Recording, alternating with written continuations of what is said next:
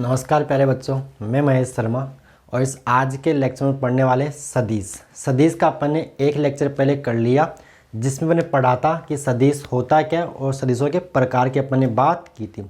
आज के लेक्चर में पढ़ने वाले हैं ये सारे टॉपिक जो मैंने यहाँ पर लिख रखे हैं। नंबर 1 अपन पढ़ेंगे यहाँ पे कार्तीय निर्देशांक पद्धति में एकविमीय, द्विविमीय व त्रिविमीय 3 डायमेंशनल त्रिविमीय सदिश क्या होता है, यानी 1D 2D 3D वेक्टर क्या होता है। उसके बाद अपन बात करेंगे कि सदिश का परिमाण कैसे निकालते हैं और उसकी दिशा में या उसके समांतर इकाई सदिश यूनिट वेक्टर कैसे अपन ज्ञात कर सकते हैं, कैसे निकालते हैं। तीसरी बात अपन करेंगे पोजीशन वेक्टर स्थिर सदिश क्या होता है, उसके बाद विस्थापन सदिश क्या होता है, उसके बाद दो सदिशों के बीच कोण कैसे निकालते हैं एंड उसके बाद देखेंगे सदिशों से संबंधित महत्वपूर्ण तथ्य और उसके बाद सदिश योग के नियम जैसे ट्राइंगल लॉ है, पैरेललोग्राम लॉ है जिसको अपन त्रिभुज नियम, समांतर चतुर्भुज नियम और बहुभुज नियम बोलते हैं। देखिए 1 बाय 1 स्टार्ट करते हैं। तो आप कॉपी और पेन निकाल लीजिए और हेडिंग लगा लीजिए कार्तीय निर्देशांक पद्धति में एकविमीय, द्विविमीय व त्रिविमीय सदिश। एकविमीय यहाँ लिखा हुआ त्रिविमीय सदिश। क्लियर। तो देखिए नंबर 1 कार्तीय निर्देशांक मतलब जो एक्स एक्स वाई एक्स और जेड एक्स यानी अपन एक मूल बिंदु मानते हैं और एक एक्स अपने चुन लिया, मान लीजिए चूज कर लिया एक्स एक्स, बाकी दो जो एक्स है वो इससे 90 डिग्री पर, एक वाई एक्स और एक क्या हो गया जेड एक्स। जेड एक्स ये इसको ओरिजिन बोलते हैं, मूल बिंदु बोलते हैं और ये आपकी ओर आता है ऐसे। अब यहाँ देखो ये जो है, देखो ये एक्स है, ये वाई है और ये क्या है जेड है, आपकी ओर आता हुआ। यानी तीनों एक्स वाई और जेड तीनों क्या होते हैं एक दूसरे के म्यूचुअली परपेंडिकुलर, तीनों एक दूसरे के लंबवत होते हैं। यानी ये आपका बन जाएगा यहाँ पे जेड एक्स। क्या बन जाएगा, ये है आपका जेड एक्स। क्लियर। इसे अपन बोलते हैं कार्तीय निर्देशांक पद्धति बोलते हैं। अब यहाँ अपन सदिश की बात करते हैं तो एक्स एक्स के अनुदिश जो इकाई सदिश अपन लेते हैं आई केप, वाई के अनुदिश जो इकाई सदिश अपन लेते हैं जे केप और जेड के अनुदिश जो इकाई सदिश है इसकी दिशा में या अलोंग जेड वेक्टर जो यूनिट वेक्टर इकाई सदिश अपन लेते हैं वो अपन के केप मानते हैं। क्लियर। अब यहाँ ये बन गया आई केप, जे केप और के केप। इकाई सदिश की अपन ने पहले बात कर रखी है। इकाई सदिश क्या होता है, इकाई सदिश का काम है दिशा बताना। यानी फिजिक्स में अपने को जहाँ भी सदिश को दिशा देना होता है वहाँ अपन यूज करते हैं यूनिट वेक्टर इकाई सदिश। क्लियर। तो इकाई सदिश का फिजिक्स में सिर्फ एक ही काम है और वो काम है दिशा बताना, इसके अलावा इसका कोई काम नहीं है। एक ही काम है और वो काम है दिशा बताना। Clear. To give direction any vector quantity, ये इसका काम है इकाई सदिश का। तो देखिए अब हम बात करते हैं नंबर 1 एक विमीय सदिश क्या होता है। 1D वेक्टर इसको अपन बोलेंगे, 1D वेक्टर एक विमीय सदिश। तो देखिए अगर परिभाषा की मैं बात करूं तो वह सदिश जिसकी दिशा एक एक्स के अनुदिश होती है, या तो वो एक्स में हो सकता है या फिर वो y में हो सकता है या फिर वो z में हो सकता है, या प्लस x में या माइनस x में, यानी किसी एक x के अनुदिश हो, उसे हम बोलते हैं आपका एक विमीय सदिश। जैसे मान लीजिए जैसे r vector x i cap, जैसे ये हो गया कि मान लीजिए ये वाला आपका हो गया r वेक्टर इधर हो गया, तो मान लीजिए ये x i केप मान लो इसमें, तो मान लीजिए r वेक्टर बराबर y j केप और इधर अपन मान तो r वेक्टर बराबर z k केप जो भी, यानी इसके अलोंग। तो इसको अपन बोलते हैं एक विमीय सदिश, यानी वह सदिश जिसकी दिशा एक x के अनुदिश हो। ये परिमाण हो गया और ये हो गई दिशा। ये बता रहा है कि जो ये सदिश है वो किधर है I में और ये x में, और इसका परिमाण मैंने यहाँ x मान लिया। जैसे फॉर एग्जांपल ये कोई सदिश से मान लीजिए r वेक्टर बराबर 3i केप, यानी ये सदिश किसमें, ये x x के अनुदिश है। कैसे पता चला, क्योंकि अपन मानते हैं x x के अनुदिश जो इकाई सदिश होता है वो अपन क्या लेते हैं i केप। तो 3 इसका परिमाण है और ये x में। ऐसे अपन जैसे r वेक्टर बराबर लिखा अपन ने 2j केप, इसका मतलब सदिश किस में y में। और जैसे ये लिखा अपन ने r वेक्टर बराबर 3 मान लीजिए k या मान लीजिए 9k केप, तो 9k केप यानी ये सदिश किस में z में। ये होता है आपका एक विमीय सदिश। Clear simple. जो एक ही x के अनुदिश हो, यानी जिसकी दिशा एक ही x की दिशा में, या तो x में या y में या फिर z में। क्लियर। आगे बात करते हैं अपन सेकंड द्विविमीय सदिश क्या होता है। 2D वेक्टर क्या होता है, द्विविमीय सदिश 2D वेक्टर या 2 डायमेंशनल वेक्टर, 2D वेक्टर क्या चीज है। तो देखिए अगर परिभाषा की बात करें तो वह सदिश जो एक तल में हो, एक प्लेन में हो, एक समतल में हो, उसे अपन बोलते हैं द्विविमीय सदिश, 2D वेक्टर, 2 डायमेंशनल वेक्टर। जैसे फॉर एग्जांपल, जैसे मान लीजिए अपने पास ये एक्स एक्स है, ये मान लीजिए वाई एक्स है और ये आपकी ओर आता हुआ जेड एक्स। अब इसको अपन बनाते हैं कुछ इस प्रकार है, ठीक है। जैसे मान लो यहाँ पे कोई सदिश है, ये आर वेक्टर, यहाँ पे बिंदु P और इस बिंदु P के जो कोऑर्डिनेट है, निर्देशांक है, वो मैं मान लेता हूँ एक्स वाई के। तो ये बन गया आपका द्विविमीय सदिश आर वेक्टर बराबर एक्स आई के प्लस वाई जे के। एक्स आई के यानी ये एक्स में भी है और वाई में भी, यानी एक तल में, जो तल में एक प्लेन में सदिश होता है उसे हम बोलते हैं 2D वेक्टर द्विविमीय सदिश। तो ये x में कितना है, इसका परिमाण मैंने मान लिया x और y में मैंने क्या मान लिया, y मान लिया। जैसे फॉर एग्जांपल r वेक्टर बराबर 2ik प्लस 3jk, ये सदिश हो गया 2D, ये कुछ x में और इसका कुछ घटक कुछ अंश y में। जैसे ये सदिश है वो xy तल में, कौन से तल में, ये xy तल में। यहीं पे मान लो अपने yz तल में लिखना हो तो अपन लिखेंगे r वेक्टर बराबर yjk प्लस zkk। यहीं पे एक्स जेड तल में, तल समझते हो, जैसे ये वाला एक्स वाई तल है, ये वाला कौन सा तल है, ये एक्स वाई प्लेन है, एक्स वाई तल है, इसको बोलते हैं एक्स जेड तल बोलते हैं और इसको बोलते हैं वाई जेड तल। देखो ये वाई जेड हो गया, ये एक्स वाई हो गया और ये एक्स जेड तल हो गया, वाई जेड तल इसको बोलते हैं। क्लियर। तो एक्स जेड तल में अगर लिखना आपको 2D वेक्टर तो लिखोगे आर वेक्टर बराबर कुछ x में और कुछ z में। ये आई के किसको बताता है, दिशा को। ये x में इसका घटक परिमाण x है और z में मैंने यहाँ पे z ही मान रखा है। जैसे आप कुछ जैसे 3ik प्लस 4kk ले लो, कुछ भी ले सकते हैं। तो ये हो गया आपका 2D वेक्टर। क्या हो गया, 2D वेक्टर। तीसरा अपन बात करते हैं 3D वेक्टर की, किसकी, त्रिविमीय सदिश की। त्रिविमीय सदिश, कार्तीय निर्देशांक पद्धति में त्रिविमीय सदिश या 3D वेक्टर या 4 डायमेंशनल 3D वेक्टर। ये क्या होता है, वह सदिश जो एक स्पेस में हो, यानी एक अंतरिक्ष में हो, ब्रह्मांड में हो, या जिसका प्रभाव तीनों एक्सों के अनुदिश हो, कुछ एक्स में भी हो, वाई में भी हो।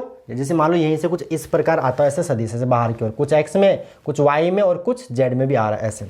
तो ऐसे सदिश को हम बोलते हैं 3D वेक्टर, त्रिविमीय सदिश।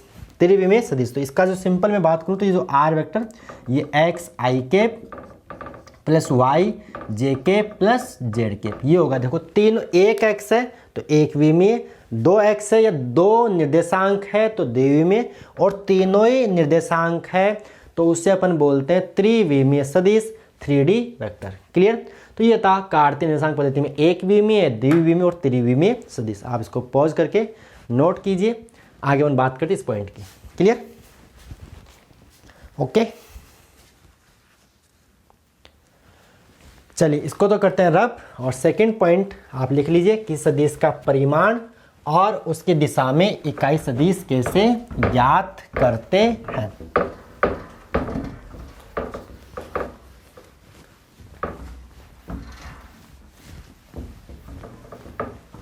हाँ, तो देखिएगा किसी सदिश का परिमाण व उसकी दिशा में या उसके समांतर इकाई सदिश कैसे ज्ञात करें। सेकंड पॉइंट, किसी सदिश का परिमाण व उसकी दिशा में इकाई सदिश, मैंने ये पॉइंट लिख लो पूरा, कि सदिश का परिमाण व उसकी दिशा में या उसके समांतर इकाई सदिश अपन कैसे निकालते हैं। आप ये वाला पूरा लिख लो सेकंड पॉइंट। चलिए इसको अपन समझते हैं एग्जाम्पल से, ऐसे समझ में आएगा। जैसे मान लीजिए अपने पास ये कोई सदिश है ए वेक्टर, मान लो एक्स आई के, मैंने 3D वेक्टर मान लिया, त्रिविमीय सदिश जिसकी अपन बात यहाँ पे कर रहे थे, एक्स आई के प्लस वाई जे के प्लस जेड के, मान लो ये कोई सदिश है। आपको निकालना इसका परिमाण, क्या निकालना है, परिमाण इसका निकालना है, यानी आपको इसका मैग्नीट्यूड फाइंड आउट करना है। परिमाण को इंग्लिश में मैग्नीट्यूड बोलते हैं। तो देखिए परिमाण को दिखाते हैं अपन मोड ऑफ ए वेक्टर, पढ़ना आ गया इसको, ऐसे 2 डंडे बनाते हैं, इसको पढ़ते हैं अपन mod of a vector, mod of a vector यानी सदिश ए का परिमाण। या इसको अपन चाहे तो सिंपल ए से भी, कोई वेक्टर कोई तीर का निशान नहीं लगाए, सिंपल ए ही लिख दे, ये भी सदिश का परिमाण को ही बताता है। तो मॉड ऑफ ए वेक्टर निकालने के लिए अपन क्या करते हैं, लगा लीजिए वर्गमूल लगाओ, वर्गमूल के अंदर जो आई के साथ है उसका कर दो वर्ग, प्लस जो जे के साथ है उसका कर दो वर्ग, प्लस जो के केप के साथ है उसका आप कर दीजिए वर्ग। तो ये आ गया मॉड ऑफ ए वेक्टर बोल दो या सिंपल ए बोल दो, परिमाण निकालने का formula x square plus y square plus z square. Clear? तो ऐसे निकालते कि सदिश का परिमाण वर्गमूल के अंदर x square plus y square plus z square. चलिए इसको सवाल से समझते हैं। जैसे फॉर एग्जांपल कोई क्वेश्चन है कि मान लीजिए कि सदिश ए वेक्टर बराबर 5i केप प्लस का 12j केप का परिमाण ज्ञात करो, का परिमाण ज्ञात करो, ये सवाल है। तो क्या करोगे, आपको निकालना है मॉड ऑफ ए वेक्टर। तो मॉड ऑफ ए वेक्टर, इसका solution mod of a vector क्या कर दो वर्गमूल के अंदर। अब यहाँ जे केप के केप नहीं है, मतलब के केप का ये जो मतलब इसका जो जेड में घटक है वो 0 हो गया, मतलब ये आपका 2D वेक्टर है, डीवी में सदिश है। तो 5 का वर्ग प्लस 12 का वर्ग। अब 5 का वर्ग कितना होता है 25, 12 कितना होता है 144। तो वर्गमूल के अंदर 25 प्लस 144 कितना होगा, वर्गमूल के अंदर 169। तो आपको परिमाण का मान जो मिल रहा है वर्गमूल 169 का वर्गमूल कितना होता है 13, यानी सिंपल आपको जो ए का मान मिला वो 13 इकाई मिला। इकाई क्यों बोल रहा हूँ, सदिश है तो इसका कोई ना कोई मात्रा किसी भौतिक राशि को रिप्रेजेंट कर रहा होगा, किसी भौतिक राशि को निरूपित कर रहा होगा। बल हुआ तो मात्रक न्यूटन हो जाएगा, वेग हुआ मात्रक मीटर पर सेकंड हो जाएगा, जो भी सदिश है बल आघूर्ण हुआ मात्रक न्यूटन इंटू मीटर हो जाएगा, जो भी है। क्लियर है यहाँ पे? तो ये परिमाण मतलब परिमाण निकालना आपने सीख लिया, ठीक है, क्लियर। आगे बात करते हैं इसकी दिशा में इकाई की, सदिश की दिशा में इकाई सदिश कैसे ज्ञात करते हैं। तो सवाल लेते हैं, सवाल समझते हैं, सवाल से समझते हैं। तो आप इसको आप पॉज करके इसको तो नोट कर लो और अगला सवाल में बात कर लेता हूँ सवाल। ठीक, परिमाण निकाल आ गया, परिमाण निकालना आपको आ गया। तो आगे बात करते हैं नेक्स्ट, इसको मैं रब कर रहा हूँ। अगला सवाल अपन ले लेते हैं सदिश, जैसे फॉर इसी को चेंज कर लेते हैं अपन, नया सवाल लेते हैं। अब बात करते हैं उसकी दिशा में इकाई सदिश या उसके समांतर इकाई सदिश कैसे निकालते हैं। तो देखिए सवाल यह है कि क्वेश्चन नंबर सेकंड, सदिश 2i केप सदिश 2i cap plus 3j cap minus 6k cap, 2i cap plus 3j cap minus 6k cap की दिशा का परिमाण की या ऐसा सीधा की दिशा में इकाई सदिश ज्ञात कीजिए, की दिशा में इकाई सदिश ज्ञात कीजिए, ये सवाल है। तो इकाई सदिश का फॉर्मूला अपन सब जानते हैं, इकाई सदिश का फॉर्मूला पहले ही पढ़ लिया है। इकाई सदिश का जो फॉर्मूला होता है, सॉल्यूशन देखिए, आपको ये कोई ए वेक्टर दिया, इसको अपन ए वेक्टर मान लेंगे। इकाई सदिश का जो फॉर्मूला होता है वो होता है सदिश बटे सदिश का परिमाण, सदिश बटे सदिश का परिमाण, ये होता है इसका फॉर्मूला। किसका? इकाई सदिश का फॉर्मूला। इकाई सदिश को अपन दिखाते हैं किससे? ए केप से। सदिश को दिखाते हैं ए वेक्टर बटे में क्या होगा, मॉड ऑफ ए वेक्टर। तो देखिए आपको यहाँ पे ए वेक्टर दे रखा है, कितना दे रखा है, ये दे रखा 2i cap plus 3j cap minus 6k cap, mod of a vector, यानी आपको इसका क्या निकालना है, परिमाण निकालना है। तो परिमाण निकालोगे तो मॉड ऑफ ए वेक्टर के लिए वर्गमूल लिखो, i के साथ जो है उसका कर दो वर्ग, प्लस j के साथ जो उसका कर दो वर्ग, और प्लस k के साथ उसका कर दीजिए वर्ग। यहाँ माइनस प्लस से कोई फर्क नहीं पड़ेगा, क्योंकि माइनस का वर्ग तो क्या हो जाएगा, प्लस हो जाएगा। तो 2 का वर्ग 4, 3 का वर्ग 9, प्लस 6 का वर्ग कितना हो जाएगा 36, 36 और 4 40 और 9 49। तो वर्गमूल के अंदर 49। तो इसका परिमाण क्या आएगा, परिमाण आपको मिला 7 इकाई। अब इकाई सदिश में कुछ बचा ही नहीं है। ए केप क्या होगा, सदिश इन सदिश ये रहा 2i केप प्लस का 3j केप माइनस का 6k केप, बटे में क्या आएगा परिमाण, परिमाण का मान कितना है 7। तो ये आपको मिला ए केप। केप मतलब इकाई सदिश यानी 1/7, इसको आप ऐसे लिख सकते हो 2i केप प्लस का 3j माइनस का 6k, ये हो गया आपका इकाई सदिश। इकाई सदिश क्लियर है। इसको आप पॉज करके नोट कीजिए, अपन आगे सवाल और लेते हैं। तो चलिए नेक्स्ट सवाल अपना है, सदिश ए वेक्टर बराबर 4ik plus 3jk plus 6k तथा बी वेक्टर बराबर माइनस का ik plus 3jk minus 8k के परिणामी सदिश के समांतर इकाई सदिश है। आपको 4 ऑप्शन गिवन है, option A, option B, option C, option D, कौन सा सही है। तो इसने क्या बोला कि 2 सदिश है, एक तो ये वाला और एक ये सदिश, इन दोनों के परिणामी सदिश के समांतर इकाई सदिश। तो देखिए पहले क्या कीजिए, आप इन दोनों सदिशों का परिणामी मैग्नीट्यूड यानी जो इसका रिजल्टेंट वेक्टर है, परिणामी सदिश है, वो निकाल लीजिए। तो क्या करो, इन दोनों का परिणामी निकालना है, तो वो मान लीजिए रिजल्टेंट वेक्टर आर वेक्टर मान लेते हैं, दोनों को जोड़ लीजिए, A vector plus B vector. समझ में आ गया ना, सवाल क्लियर है। सवाल क्या बोला है कि सदिश ए वेक्टर ये रहा 4ik plus 3jk plus 6k तथा बी वेक्टर बराबर minus ik plus 3jk minus 8k के परिणामी सदिश के समांतर। यानी पहले आपको निकालना है इन दोनों सदिशों का रिजल्टेंट वेक्टर, परिणामी सदिश। तो क्या करो, दोनों को जोड़ लीजिए, A vector plus B vector, तो R vector in resultant vector दोनों को जोड़ लो, यानी 4ik plus 3jk plus 6k plus क्या करना है बी वेक्टर जो कि आपका minus ik plus 3jk minus का 8k। तो देखिए 4i, i को i में जोड़ना है, j को j में जोड़ना है और k को k में जोड़ना है।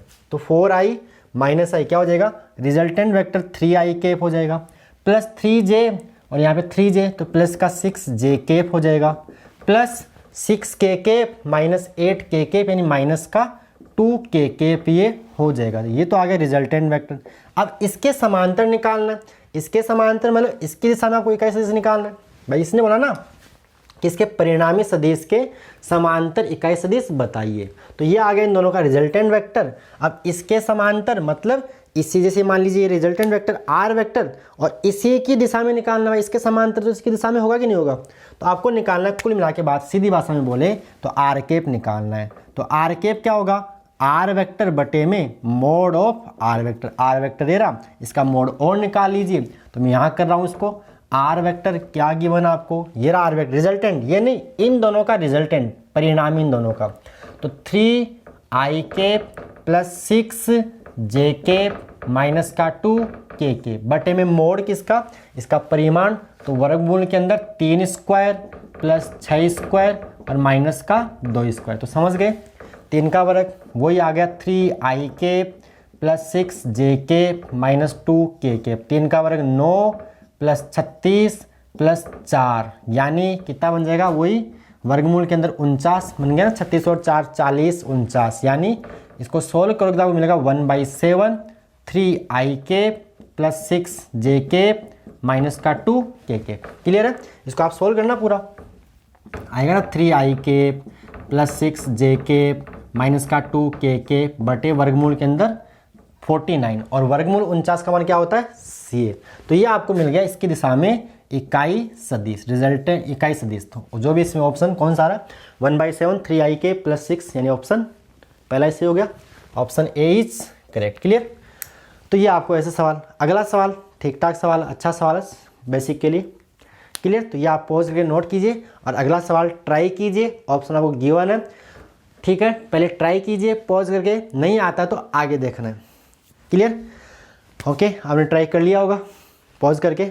चलिए देखिए इधर, तो सवाल क्या है ये वाला। क्लियर, नेक्स्ट सवाल क्या बोला है, 2 सदिशों के मान ए वेक्टर गिवन आपको ik plus 2jk plus 2k तथा बी वेक्टर क्या गिवन आपको 3ik plus 6jk plus 2k।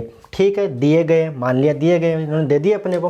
फिर आगे बोला है एक अन्य सदिश जो सी वेक्टर है जिसका परिमाण बी वेक्टर के समान, परिमाण तो क्या है बी के समान है तथा परंतु दिशा ए वेक्टर के समान है, तब निम्न में से कौन सा सदिश सी वेक्टर को रिप्रेजेंट करता है, दर्शाता है। सवाल के लिए एक ए वेक्टर है एक बी वेक्टर है, एक तीसरा सदिश और है सी वेक्टर, जिसका परिमाण तो किसके बराबर है, बी के बराबर, और दिशा किसके बराबर, इसके बराबर। ठीक है, यानी तीसरा सदिश जो सी वेक्टर है, वो सी वेक्टर ये बोलना चाह रहा है कि जो सी वेक्टर है उसका जो परिमाण है, सी वेक्टर का जो परिमाण है यानी mod of C, mod of C वो बराबर है ए वेक्टर के परिमाण के बराबर। और इसकी जो दिशा है, इसकी जो दिशा जो सी कैप है वो बराबर है किसकी दिशा के, बी दिशा, सॉरी वेरी वेरी सॉरी, इसने बोला जिसका परिमाण बी के समान है। परिमाण क्या बोला है, परिमाण बी के समान है। ठीक है, और इसकी जो दिशा है वो किसके समान है, ए, यानी दिशा होगी ए कैप बटे में मोड ऑफ ए वेक्टर। तो सी वेक्टर जो आएगा, सी वेक्टर जो आएगा वो बराबर होगा मोड ऑफ बी वेक्टर, हो गया परिमाण के साथ दिशा, दिशा के लिए इकाई सदिश, और दिशा इसकी है ए वेक्टर के समान, और ए वेक्टर की दिशा में इकाई सदिश होता है ए वेक्टर बटे में मोड ऑफ ए वेक्टर। सवाल आई होप आपको समझ में आ गया होगा। भाई दिशा क्या बताया, इकाई सदिश किसको बताता है, दिशा को बताता है, और ए वेक्टर की दिशा में इकाई सदिश क्या होगा, सदिश बटे सदिश का परिमाण। तो आपको इसका बी निकालना है, इसका मोड निकाल लो, तो mod of B, mod of B यानी सदिश बी का परिमाण जो क्या होगा, वर्गमूल के अंदर निकालना गया ना, 3 का वर्ग प्लस 6 का वर्ग प्लस 2 का वर्ग, साथ में ए वेक्टर, ए वेक्टर ये रहा आई कैप प्लस का 2 जे कैप प्लस का 2 के कैप बटे में मोड ऑफ ए, मतलब इसका परिमाण निकालना है, तो वर्गमूल के अंदर 1 का स्क्वायर प्लस 2 का स्क्वायर प्लस 2 का स्क्वायर, तो ये सोल्व हो गया आपका। 3 का वर्ग कितना 9, 6 का वर्ग 36, देखो 9 36, 2 का वर्ग कितना आ गया 49, 40 और यहाँ पे 49 यानी कितना हो जाएगा 7। नीचे से क्या होगा देखिए, 2 का वर्ग 2 का वर्ग 2 4 4 8 1 9, और वर्गमूल 9 का मान कितना हो जाएगा 3, तो 7/3, 7/3, और साथ में क्या आ रहा है आई के प्लस 2 जे के प्लस का 2 के प्लस का 2 के, ये आपको मिल गया सी वेक्टर बराबर, सी वेक्टर बराबर। तो कौन सा ऑप्शन टिक मैच कर रहा है, ए, ये पहला ही मैच कर रहा है, 7/3 आई के प्लस 2 जे के प्लस 2 के, ऑप्शन ए इज करेक्ट। तो ऐसे आप सवाल आसानी से कर सकते हो। क्लियर है, इसको आप पॉज करके नोट कीजिए। आगे अपन बात करते हैं स्थिति सदिश की, पोजीशन वेक्टर की। क्लियर,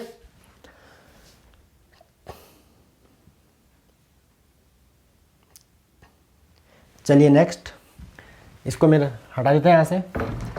नेक्स्ट तीसरी हेडिंग आप डाल लीजिए, क्या स्थिति सदिश, पोजीशन वेक्टर। 2 पॉइंट अपन ने कंप्लीट इसमें कर लिए। तीसरा अपन आएगा पोजीशन वेक्टर क्या होता है, स्थिति सदिश क्या होता है।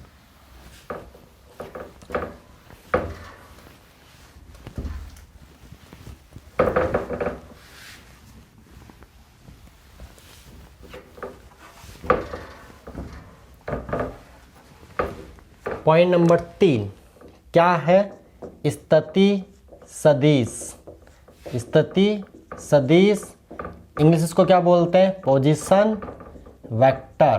पोजीशन वेक्टर ये क्या होता है देखिए, तो इसकी परिभाषा की अगर मैं बात करूं, डेफिनेशन की बात करूं, तो वह सदिश जो मूल बिंदु के सापेक्ष किसी बिंदु की स्थिति को बताता है। वह सदिश जो मूल बिंदु के सापेक्ष किसी बिंदु की स्थिति को बताता है या स्थिति को व्यक्त करता है, स्थिति सदिश कहलाता है। ये तो होगी परिभाषा की बात। कैसे देखिए कि मान लो अपने पास ये एक्स एक्स है और ये वाई एक्स है और ये जेड एक्स है और ये ओरिजिन है।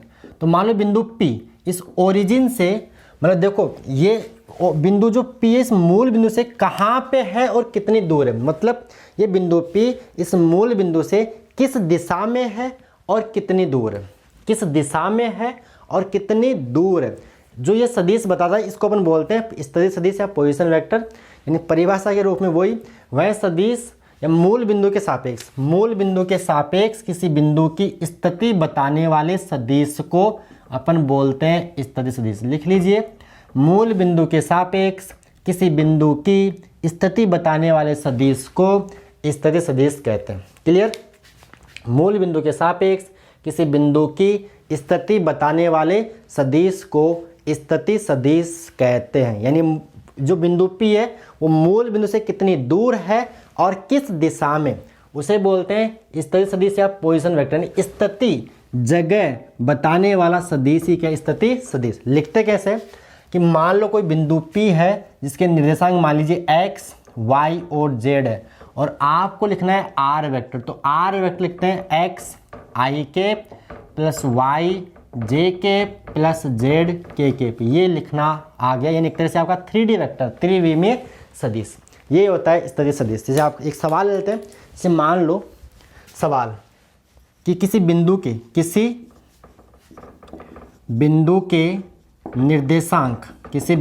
के निर्देशांक 2,3,4 है तो इसका स्थिति सदिश ज्ञात कीजिए। तो इसका स्थिति सदिश, इसका पोजीशन वेक्टर फाइंड आउट कीजिए, सदिश ज्ञात कीजिए। तो क्या करोगे, इसका आर वेक्टर बहुत ही आसान, इसका आर वेक्टर क्या हो जाएगा, इसका आर वेक्टर होगा 2i के प्लस 3j के प्लस का 4k के। ये हो गया इसका आंसर। क्लियर।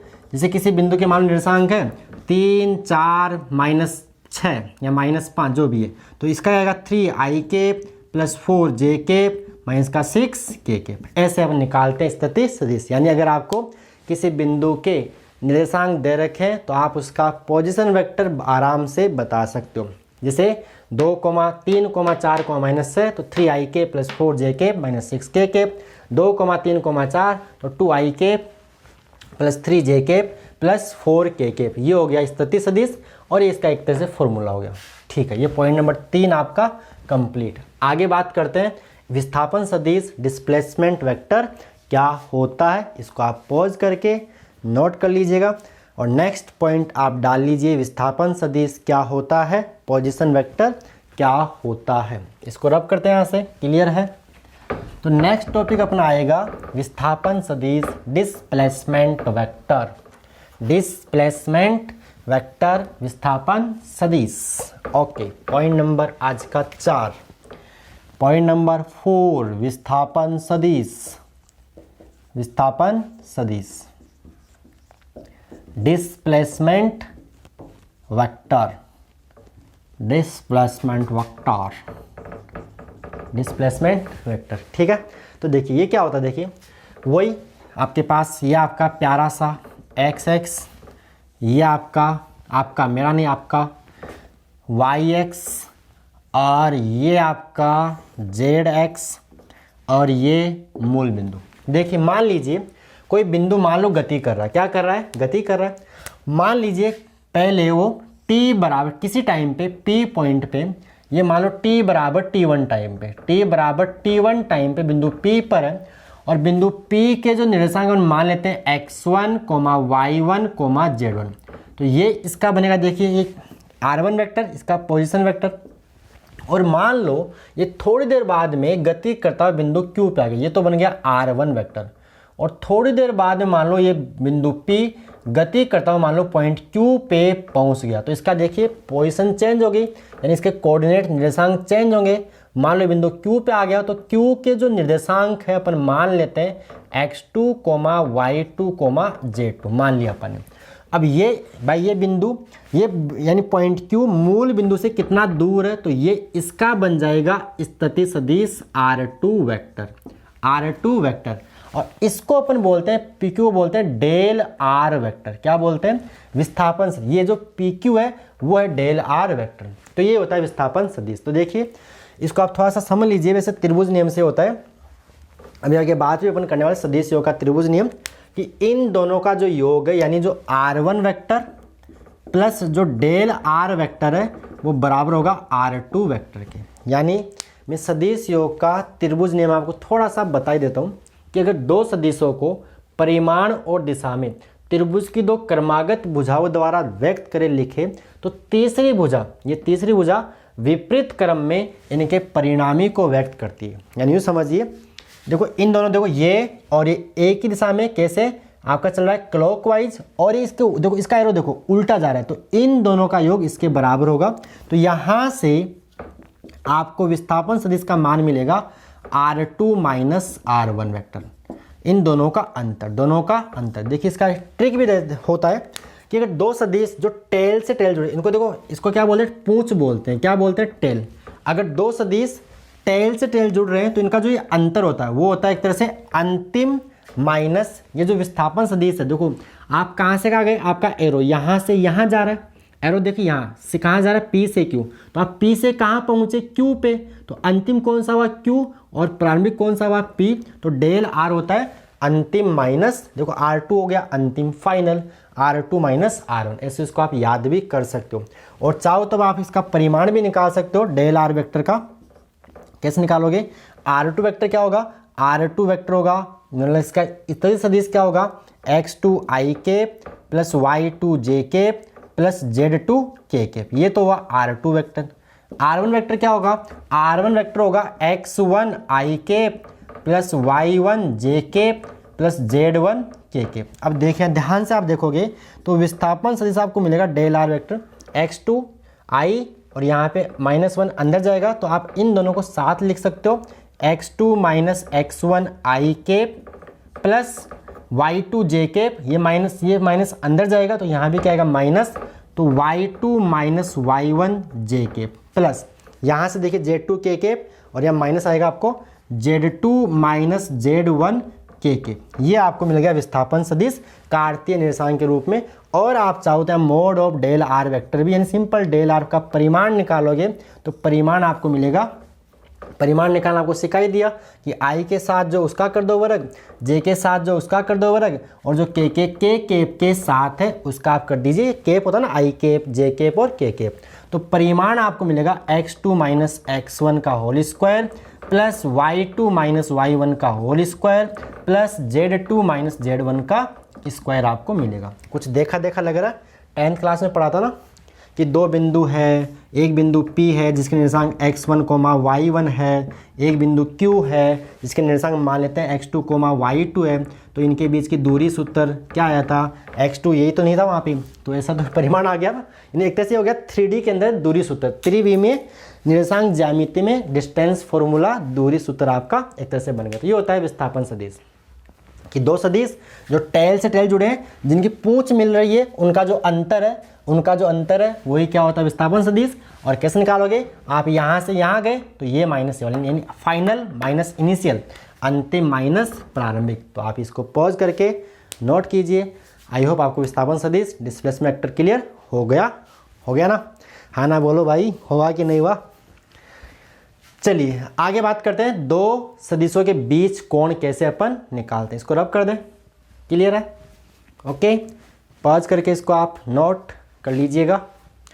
चलिए नेक्स्ट टॉपिक आज का, दो सदिशों के बीच कैसे निकालते हैं, एंगल बिटवीन टू वेक्टर्स,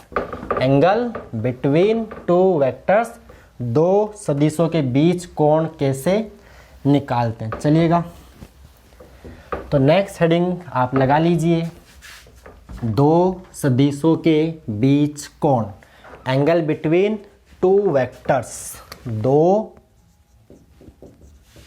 सदिशों के बीच कोण, एंगल बिटवीन टू वेक्टर्स। देख क्या होता है, जब भी जैसे मान लो एक सदिश आपके पास, मान लीजिए एक आपके पास सदिश ये है, मान लो ए वेक्टर है, और एक आपके पास मान लो सदिश बी वेक्टर है आपको, और ये कोण मान लो आपको दिया है 120 डिग्री। तो बताइए ए और बी के बीच कोण कितना है, 120 डिग्री, बिल्कुल दिख रहा है 120 ही है ना, दिख रहा ना, एक सदिश ए एक सदिश बी, कितना कोण हो गया 120 डिग्री। तो जो दिखे वो हमेशा हो ऐसा कोई ज़रूरी नहीं है, आ रही बात समझ में, जो दिया है वही कोण हो भी सकता है, नो डाउट हो भी सकता है, लेकिन जो दिया हो वो हो ऐसा कोई ज़रूरी नहीं है। तो देखिए कॉन्सेप्ट क्या है, लिख लीजिए, दो सदिशों के बीच का कोण ज्ञात करने के लिए अपन क्या करते हैं, पहले सुन लो एक बार। दो सदिशों के बीच का कोण निकालना है तो उनको टेल से टेल जोड़ना है, यानी टेल यानी पूंछ से पूंछ जोड़ने, जानते ना, तो इसको टेल बोलते हैं, इसको हेड बोलते हैं, इसको बोलते हैं हेड, इसे क्या बोलते हैं टेल, और टेल को हिंदी में बोलते हैं पूंछ, क्या बोलते हैं पूंछ, इसको क्या बोलते हैं शीर्ष बोलते हैं, क्या बोलते हैं शीर्ष। तो जब भी आपको दो सदिशों के बीच कोण निकालना है, तो क्या कीजिए आप उनका टेल से टेल जोड़ो, टेल से टेल जोड़ो, टेल से टेल जोड़िए। तो ये पॉइंट मैं यहाँ बताने वाला था, यहाँ सदिशों से संबंधित महत्वपूर्ण तथ्य में यहाँ भी काम में आ गया। एक बात और होती है जो मैं यहाँ बताऊँगा, किसी सदिश को उसके खुद के समांतर परिमाण में बिना चेंज किए उसके खुद के समांतर विस्थापित, जैसे मान लो ये कोई सदिश है ए वेक्टर, आप इसको जैसे मान लो कोई सदिश है ए वेक्टर, ठीक है, ये मार्कर, ये मान लो इसका हेड है, ये इसका मान लो टेल है। इस सदिश को इसका परिमाण चेंज किए बिना इसके समांतर ऐसे खिसका सकते हैं, ऐसे खिसकाना अलाउ है, ऐसे खिसका सकते हैं, ऐसा कर सकते हैं अपन। किसी सदिश को उसके खुद के समांतर विस्थापित किया जा सकता है। तो हम क्या करेंगे, ये जो ए वेक्टर है इसको हम उठा के यहाँ आगे लगा देंगे, ऐसे इसको उठा के यहाँ आगे ले आओ, ये बन गया आपका ए वेक्टर। अब देख क्या हुआ, मैंने क्या किया, ये सदिश जो ए वेक्टर था इसको यहाँ से खिसकाया, इसको यहाँ से खिसकाया, ऐसा कर सकते हैं, ऐसा किया जा सकता है, ऐसा कर सकते हैं। तो इसको उठा के यहाँ लेके आया, ऐसे खिसका दिया। अब देखिए अब क्या हो रहा है, ये दोनों, ये बी वेक्टर और ये वेक्टर, इन दोनों का टेल से टेल मिल गया, तो इनके बीच कौन होगा, ये वाला। अभी पूरा कितना होता है 180, तो कितना होगा 60 डिग्री। तो ए और बी के बीच, ए वेक्टर व बी वेक्टर के बीच कोण कितना हो गया, कोण होगा थीटा बराबर 60 डिग्री। एक बात ये भी है कि दो, अब लिख लो, दो सदिशों के बीच का कोण ज्ञात करने के लिए उनको टेल से टेल जोड़कर छोटा कोण लेते हैं। क्लियर? जब भी आपको दो सदिशों के बीच का कोण निकालना है तो आप उनको टेल से टेल जोड़ दीजिए, मतलब पूंछ से पूंछ मिला दीजिए, और पूंछ से पूंछ मिलाने के बाद जो छोटा कोण होता है वो अपन लेते हैं, और ये कोण आता है 0, ये जो थीटा आएगा वो 0 और 180 के बीच में आता है, 0 और 180 के बीच में होता है। यानी दो सदिशों के बीच का कोण ज्ञात करने के लिए उनको टेल से टेल जोड़कर छोटा कोण लेते हैं। क्लियर है? समझ में आ गया? आया कि नहीं आया?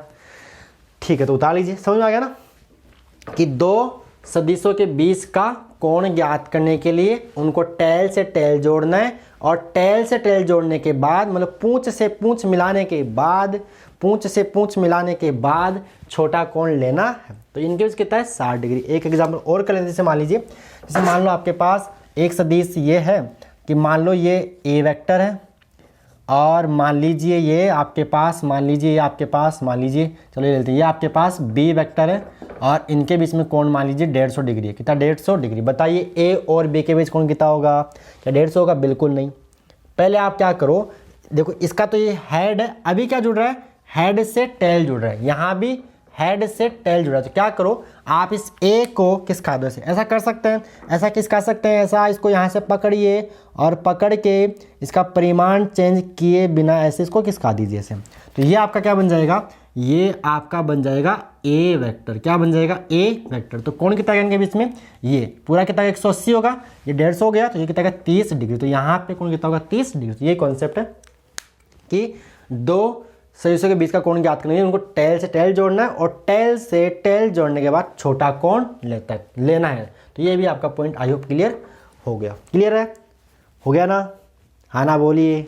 चलिए अगला पॉइंट, सदिशों से संबंधित महत्वपूर्ण तथ्य। तो इसमें एक बात मैंने बता दी, ये वाले सदिशों से संबंधित महत्वपूर्ण तथ्य। नेक्स्ट पॉइंट, सदिशों से संबंधित महत्वपूर्ण तथ्य। हेडिंग डाल लीजिए, सदिशों से संबंधित महत्वपूर्ण तथ्य। नेक्स्ट पॉइंट आज का पॉइंट नंबर 6, छोटे छोटे टॉपिक्स है। सदिशों से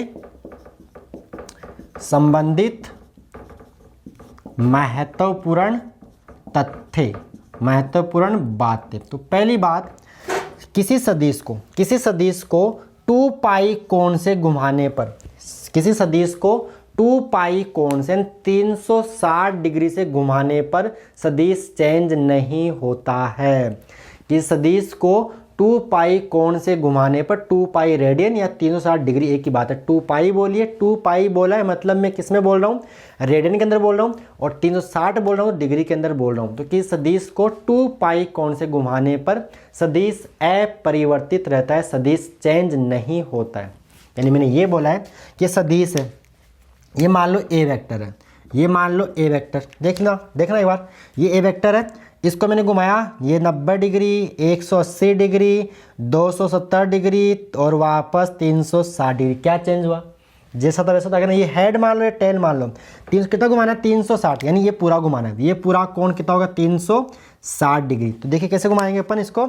ये पकड़िए पकड़िए पकड़िए पकड़िए, घुमाइए घुमाइए घुमाइए, घुमा दीजिए घुमा दीजिए घुमा दीजिए, ये वापस 300 यहीं पे आ गया। तो क्लियर है कि सदिश को लिख लीजिए कि सदिश को 2 पाई कोण से घुमाने पर सदिश अपरिवर्तित रहता है। किसी सदिश को 2 पाई कोण 360 डिग्री कोण से घुमाने पर सदिश अपरिवर्तित रहता है, सदिश चेंज नहीं होता है। पहला पॉइंट। दूसरा पॉइंट जो मैंने आपको बता दिया है कि सदिश को किसी, लिख लो आप चाहो तो, किसी सदिश को उसके खुद के समांतर विस्थापित करने पर सदिश परिवर्तित नहीं होता, लेकिन यहाँ पे परिमाण चेंज नहीं करना है। समांतर में दिशा चेंज होगी नहीं भाई, समांतरी किस कार्य हो, तो समांतर विस्थापित कर रहे हो, किस कार्य की बात हुई, तो दिशा चेंज होगी, लेकिन परिमाण, दिशा चेंज नहीं होगी, परिमाण भी चेंज नहीं करना है। सीधी सी भाषा में कोई सदिश है ए वेक्टर, इसको आप पकड़ के, ये ए वेक्टर है, इसको आप ऐसे कैसे आप यहाँ ला सकते हो, इसको ऐसे कैसे आप चलो यहाँ ले, और आप चाहो इसको ऐसे कैसे परिमाण चेंज किए बना इसके समांतर, इसको आप ऐसे नीचे भी ले जा सकते हो ऐसे, लेकिन दिशा भी चेंज नहीं करनी है और परिमाण भी चेंज, ऐसे अपने इसको यहाँ लाए पहले, इसको यहाँ ले गए, ऐसा कर सकते हैं। तो ये हो गई दो बातें कि किस सदिश को 2 पाई कोण से घुमाने पर, इन 360 डिग्री के कोण से घुमाने पर सदिश परिवर्तित नहीं होता है। दूसरी बात, उस किसी सदिश को उसके खुद के समांतर विस्थापित किया जा सकता है।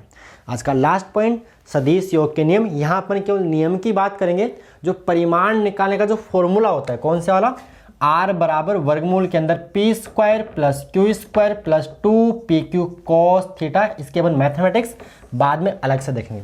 तो आज का नेक्स्ट टॉपिक है सदिश योग के नियम। सदिश योग के नियम, इसको मैं रब करता हूँ, आप यहाँ से पॉज कर नोट करना तो आप पॉज करके नोट कर लीजिएगा। चलिए आगे बात करते हैं सदिश योग के नियमों की। सदिश योग के नियमों की, ऐसा करते हैं, लेक्चर नंबर 42 मिनट का हो गया, तो सदिश योग के नियमों का अपन अलग से सेपरेट वीडियो बना लेते हैं। ओके, अगले लेक्चर में आ जाएगा ना, क्यों टेंशन ले रहे हो। तो आज के अपन आज इतना ही करते हैं, सदिश योग के जो नियम है अपन इसके जस्ट आगे वाले लेक्चर में कंप्लीट करते हैं। मैंने 7 के लिए बोला था, एक टॉपिक छोड़ रहा हूँ, उसको अपन अगले लेक्चर में पूरा कर लेंगे। ओके, क्लियर है। ओके प्यारे बच्चों, धन्यवाद।